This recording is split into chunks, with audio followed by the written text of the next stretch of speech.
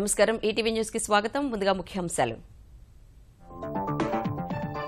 కృష్ణా నదిపై మరో ఆనకట్ట నిర్మించేందుకు సిద్ధమైన ఆంధ్రప్రదేశ్ ప్రకాశం బ్యారేజ్ కి దిగువన కట్టే యోచన జాతీయ ప్రాజెక్టుగా గుర్తించాలని కేంద్రానికి లేఖ అమెరికా పర్యటన ముగించుకుని ఈ మధ్యాహ్నం ఢిల్లీ చేరుకోనున్న చంద్రబాబు 2029 నాటికి ఆంధ్రప్రదేశ్ను దేశంలో అగ్రగామిగా నిలపడమే లక్ష్యమని పునరుద్ఘాటన వరంగల్ అంతర్జాతీయ జౌళి పార్కు వెల్లువెత్తుతున్న పెట్టుబడులు 9,000 కోట్ల ప్రతిపాదనలతో ముందుకొచ్చిన 16 పారిశ్రామిక సంస్థలు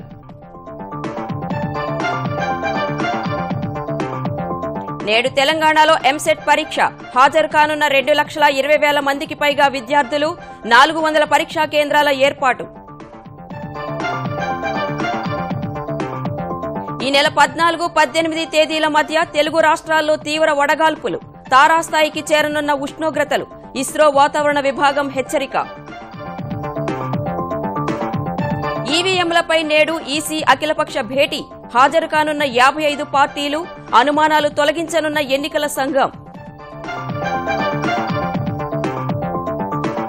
శ్రీలంక అధ్యక్షుడు సిరిసేనతో మోదీ భేటీ ద్వైపాక్షిక బంధం బలోపేతంపై చర్చ నేడు అంతర్జాతీయ వేసక్ దినోత్సవంలో పాల్గొనున్న ప్రధాని ఐపీఎల్లో ప్లే ఆఫ్ ఆశలు సజీవంగా ఉంచుకున్న పంజాబ్ ఉత్కంఠభరిత పోరులో ముంబైపై 7 పరుగుల తేడాతో విజయం సత్తా చాటిన సాహా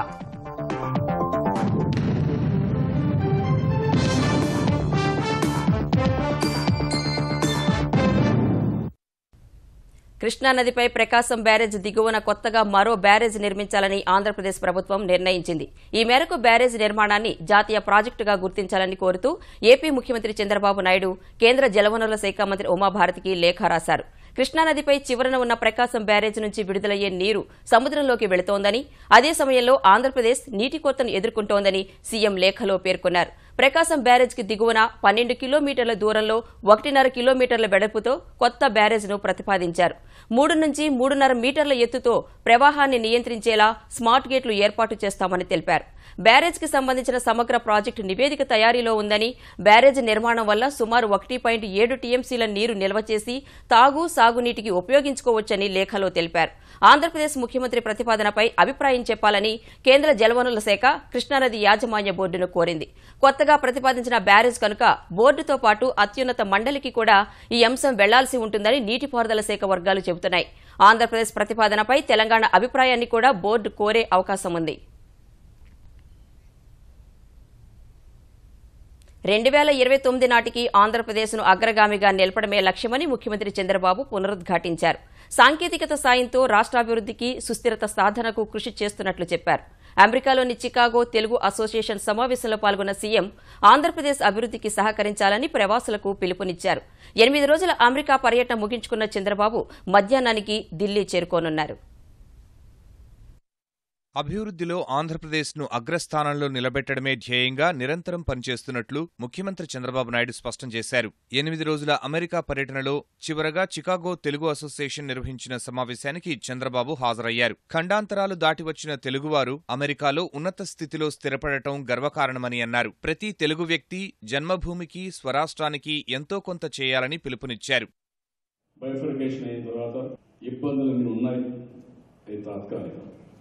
ఒక కుటుంబం విడిపోతే చాలా సమస్యలు ఉంటాయి.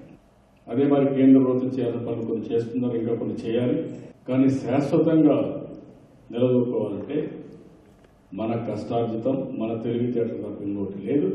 నేను అందుకనే విజయం ఇచ్చినప్పుడు 2022కి 3 అగ్ర రాష్ట్రాల్లో ఒక రాష్ట్రంగా ఉంటుంది. 2029కి భారతదేశంలో అభివృద్ధిలో నెంబర్ 1 ఏదంటే దాని కేర్ ఆఫ్ అడ్రస్ ఆంధ్రప్రదేశ్లో ఉండాలి. ఆధునిక సాంకేతిక పరిజ్ఞానాన్ని వినియోగించుకుని ఆంధ్రప్రదేశ్ను అభివృద్ధిలో అగ్రగామిగా నిలపాలన్నదే లక్ష్యమని సీఎం వివరించారు. సాంకేతికత వల్ల పాలనలో పారదర్శకత పెరిగిందన్నారు. పని చేయడం, ఎంజాయ్ చేయాలి. నన్ను ఎవరిని అడిగితే మీరు ఇంత కష్టపడతారు, మీకు విసుగులేదంటే ఎంత పని చేస్తానో అంత ఆనందం ఉంటుంది. పనిలో నేను ఆనందాన్ని పొందుతున్నాను కాబట్టి నాకు విసుగు లేదు, విరామం లేదు. రాత్రి రోజుల్లో పని చేస్తాను. ఇష్టపడి పనిచేస్తే కష్టం ఉండదు. సంక్షేమం, అభివృద్ధి, రెగ్యులేటరీ అన్ని కూడా బ్యాలెన్స్ చేసి ప్రతి ఒక్కరిని ఆనందంగా పెడితే ఎలక్షన్లో గెలవడం నల్లేరుపై నడకే. దాని గురించి పెద్ద ఇష్యూనే కాదు. అదే నేను చేస్తున్నాను.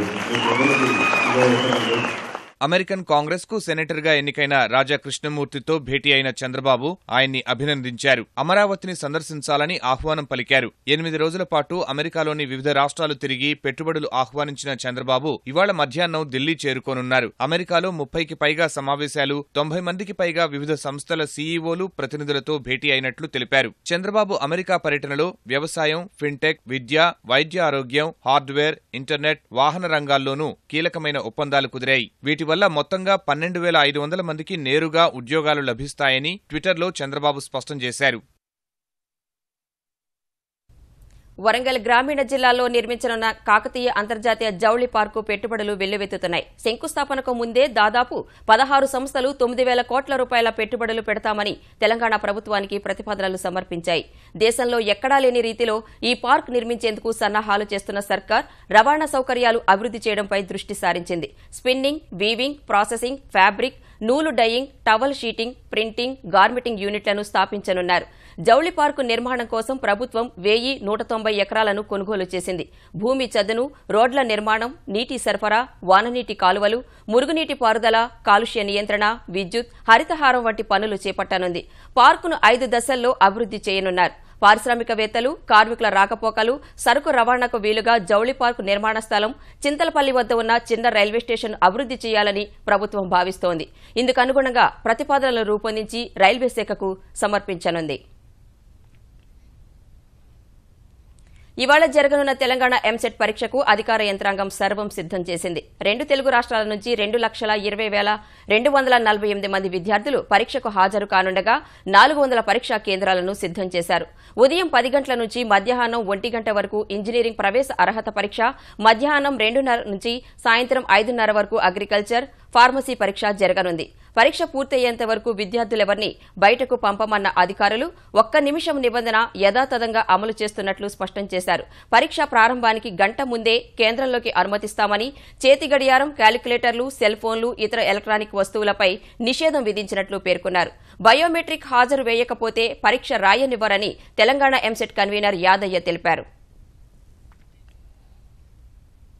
ఎలక్ట్రానిక్ ఓటింగ్ యంత్రాలు, ఈవీఎంల పనితీరుపై దుమారం రేగిన నేపథ్యంలో అనుమానాలను నివృత్తి చేసేందుకు కేంద్ర ఎన్నికల సంఘం సమాయత్తమైంది.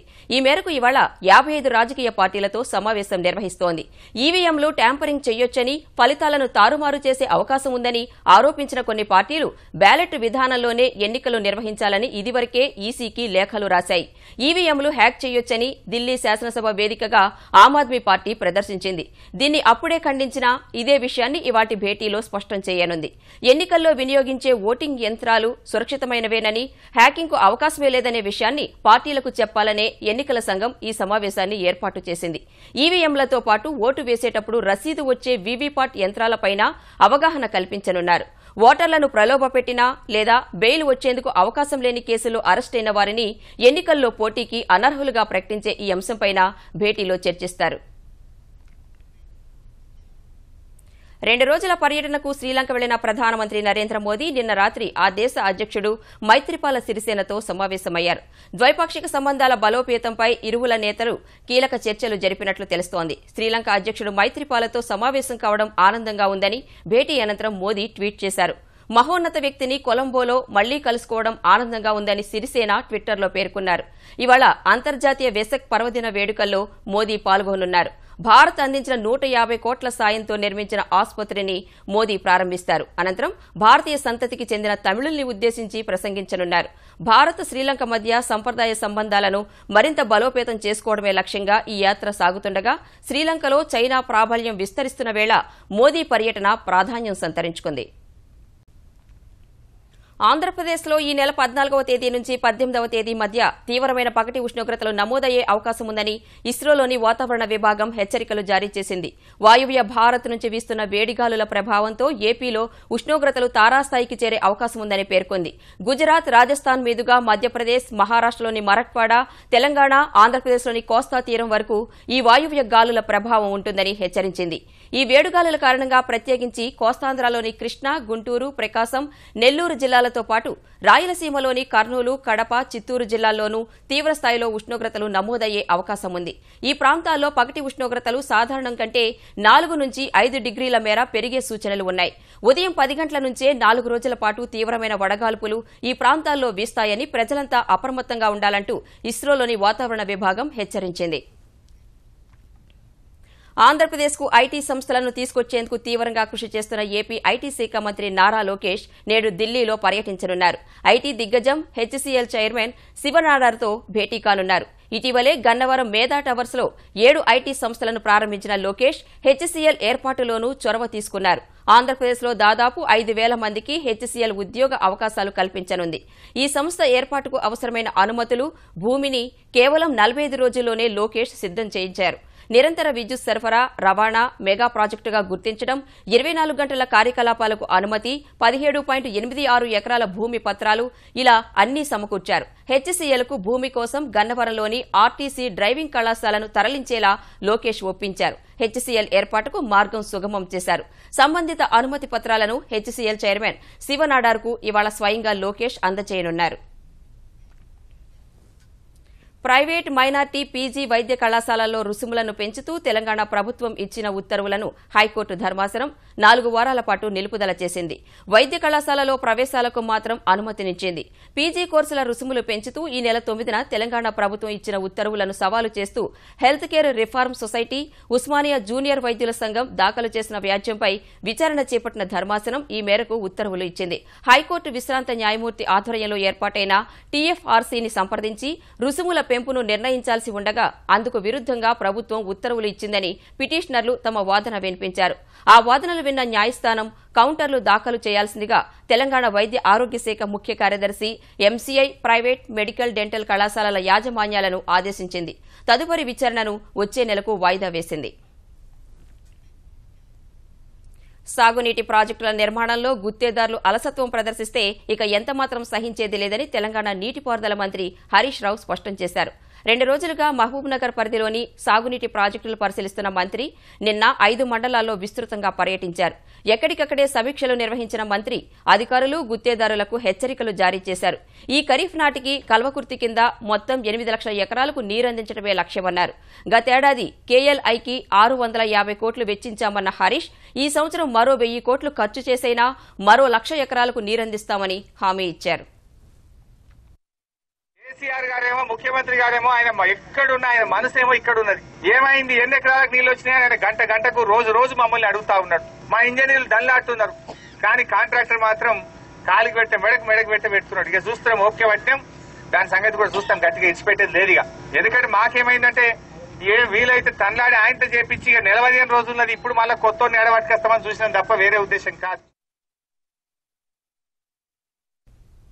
హైదరాబాద్లోని ఇందిరా పార్క్ నుంచి ధర్నా చౌక్ను తరలించాలన్న ఆలోచనను ముఖ్యమంత్రి కేసీఆర్ విరమించుకోవాలని జనసేన అధినేత పవన్ కళ్యాణ్ సూచించారు. ధర్నా చౌక్ కోసం ఈ నెల 15న జరిగే ఆందోళనలో జనసేన కార్యకర్తలు పాల్గొంటారని పవన్ తెలిపారు. ఖమ్మం మార్కెట్ యార్డు ఘటనలో రైతుల అరెస్టులు ఖండించిన పవన్ గిట్టుబాటు ధర కల్పించలేని ప్రభుత్వాలకు వాళ్లను అరెస్టు చేసే అధికారం కూడా లేదని అభిప్రాయపడ్డారు. సింఘాల్ను తీతీదే ఈవోగా నియమించడం పట్ల తనకేమీ అభ్యంతరం లేదన్న ఆయన ఆ స్థాయిలోనే దక్షిణాది వాళ్లను ఉత్తరాదిలో కూడా అవకాశాలు కల్పించాలని అన్నారు. I'm not against Hindi or North India. I'm talking about give us equal opportunity. మాకు మీరు ఎంతైతే క్లెయిమ్ చేస్తున్నారో అంతే హక్కు మాకు కూడా ఇవ్వండి, కానీ ప్రాతినిధ్యం మీరే వహిస్తారు, మేము కాదు, మేము సెకండ్ గ్రేడ్ సిటిజన్స్గా దయచేసి దక్షిణాది భారతీయులను చూడకండి అని చెప్పడం నా విధి విధానం తప్ప I'm not against North India or Hindi. దక్షిణ భారతంలోని తూర్పు ప్రాంతంలో భారతీయ జనతా పార్టీ జెండా ఎగురేయడమే ప్రధాన లక్ష్యంగా ముందుకు సాగుతున్నట్లు కేంద్ర ఎరువుల మంత్రి అనంతకుమార్ చెప్పారు. మహబూబ్నగర్లో నిన్న పార్టీ పార్లమెంటరీ బూత్ స్థాయి కార్యకర్తల సదస్సులో పాల్గొన్న ఆయన తెలంగాణలో రామగుండం ఎరువుల కర్మాగారం సహా ఎన్నో అభివృద్ది కార్యక్రమాలు చేపడుతున్నట్లు వివరించారు. అయితే కేసీఆర్ సర్కార్ మాత్రం ఆయా పథకాలను అమలు చేయకుండా కాలయాపన చేయడం వల్ల పేదలకు ఆ ఫలాలు అందడం లేదని విమర్శించారు. ने जो पैसा दिया वो हैदराबाद में रह गया, वो यहां तक हमारे पालमूर तक नहीं गया, वो रंगारेड्डी तक नया गया। वो जोगलांबा तक नहीं गया, वहां से नीचे गांवों तक नहीं गया, क्योंकि पाइपलाइन में लीकेज है। जब तक नया पाइपलाइन नहीं बनाएंगे तो मोदी जी का पैसा नीचे तक नहीं आएगा। భారతీయ మూలాలు ఆఫ్రికాలో ఉన్నట్టు బ్రిటన్ శాస్త్రవేత్తలు వెల్లడించారు. 50,000 ఏళ్ల క్రితం ఆఫ్రికా, ఇరాన్, మధ్యాసియా నుంచి భారతీయులు వలస వచ్చారని జన్యు పరీక్షల ఆధారంగా హడర్స్ ఫీల్డ్ విశ్వవిద్యాలయ పరిశోధకులు చెబుతున్నారు. బీఎంసీ ఎవల్యూషనరీ బయాలజీ పత్రికలో ప్రచురించిన వ్యాసంలో ఈ కీలక అంశాలు వెల్లడించారు. వేటాడుతూ ఆహారాన్ని పోగు చేస్తూ ఆఫ్రికా నుంచి కొందరు, మంచుయుగం అంతరిస్తున్న కాలంలో మరికొందరు, ఇరాన్ నుంచి భారత్ వచ్చినట్టు చెబుతున్నారు. మూడోసారి దాదాపు 5,000 ఏళ్ల క్రితం కొందరు మధ్యాసియా నుంచి భారత్కు తరలివచ్చారు. కాంస్యయుగ కాలంలో నల్ల సముద్రం, కాస్పియన్ సముద్రం మధ్యలోనూ కాకస్ ప్రాంతంలోని ఉత్తర భాగాన ఉన్న పచ్చిక మైదాన ప్రాంతాల్లోని వారు వలసబాట పట్టారు. వీరినే తొలితరం ఇండో యూరోపియన్లుగా గుర్తిస్తున్నారు. వీరికి సమాజంలో పురుషాధిక్యత ఉండేది. వీరంతా పశుపోషకులు, తొలిసారిగా గుర్రాన్ని మచ్చిక చేసుకున్నారు. వారు మాట్లాడే భాష సంస్కృతంగా మారింది. సంస్కృతానికి ప్రాచీన గ్రీకు, లాటిన్తో సంబంధం ఉందని 200 ఏళ్ల క్రితమే భాషా శాస్త్రవేత్తలు గుర్తించారు. భారతీయుల మూలాల్ని రుజువు చేయడానికి పురావస్తుపరంగా ఎటువంటి ఆధారాలు లేవు. DNA పరీక్షలు నిర్వహించడానికి ప్రాచీన పుర్రెలు, ఇతర ఆధారాలు లేవు. అందుకే భారత్ ఉపఖండంలో ప్రస్తుతం నివసిస్తున్న వారి జన్యువుల ఆధారంగా విశ్లేషణ జరిపారు. అంగారకుడిపైకి 2030లలో మానవులను పంపేందుకు నాసా కసరత్తు చేస్తోంది. ఇందులో భాగంగా 2027లో ఏడాది పాటు వ్యోమగాములను చంద్రుడి కక్షలో ఉంచాలని భావిస్తోంది. అరుణగ్రహ ప్రయాణానికి అవసరమైన కార్యకలాపాలు, సాంకేతిక పరిజ్ఞానాన్ని పరీక్షించడానికి ఇది దోహదపడుతుందని పేర్కొంది. సుదూర అంతరిక్ష యాత్రలకు దోహదపడేలా చంద్రుడి వద్ద ప్రవేశ ద్వారాన్ని ఏర్పాటు చేయాలని భావిస్తోంది. ఫలితంగా అరుణగ్రహ ప్రయాణానికి చందమామ కక్ష ఒక ప్రయోగ వేదిక అవుతుందని నాసా శాస్త్రవేత్త ఒకరు తెలిపారు.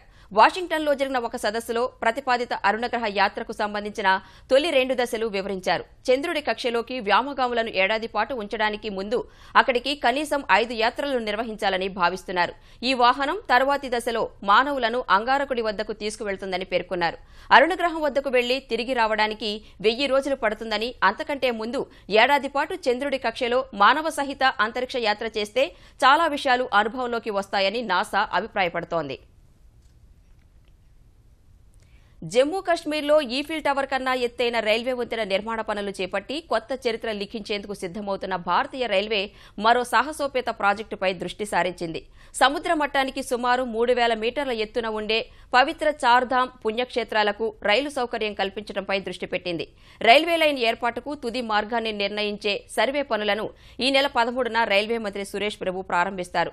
డెహ్రాడూన్, కర్ణప్రయాగ ద్వారా గంగోత్రి, యమునోత్రి, కేదార్నాథ్, బద్రీనాథ్లకు రైలు సౌకర్యం కల్పించేందుకు ఉద్దేశించిన ఈ సర్వే పనులను రైల్వే వికాస్ నిగమ్ నిర్వహించనుంది.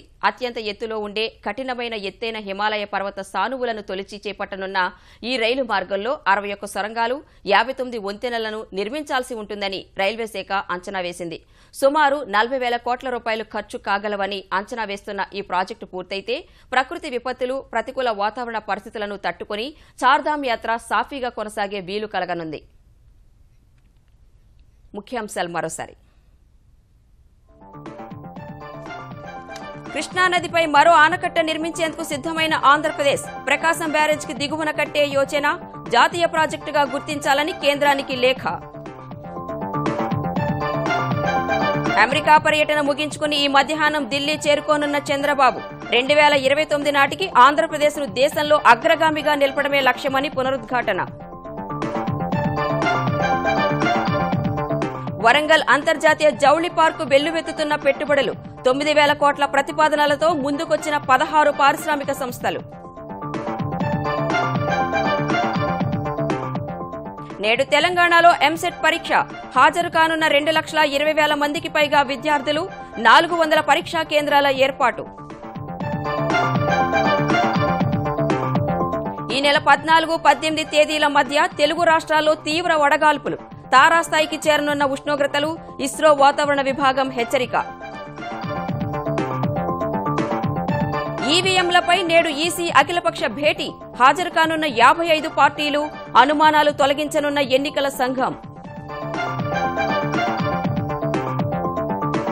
శ్రీలంక అధ్యక్షుడు సిరిసేనతో మోదీ భేటీ. ద్వైపాక్షిక బంధం బలోపేతంపై చర్చ. నేడు అంతర్జాతీయ వేసక్ దినోత్సవంలో పాల్గొనున్న ప్రధాని. ఐపీఎల్లో ప్లే ఆఫ్ ఆశలు సజీవంగా ఉంచుకున్న పంజాబ్ ఉత్కంఠభరిత పోరులో ముంబైపై 7 పరుగుల తేడాతో విజయం, సత్తా చాటిన సాహా.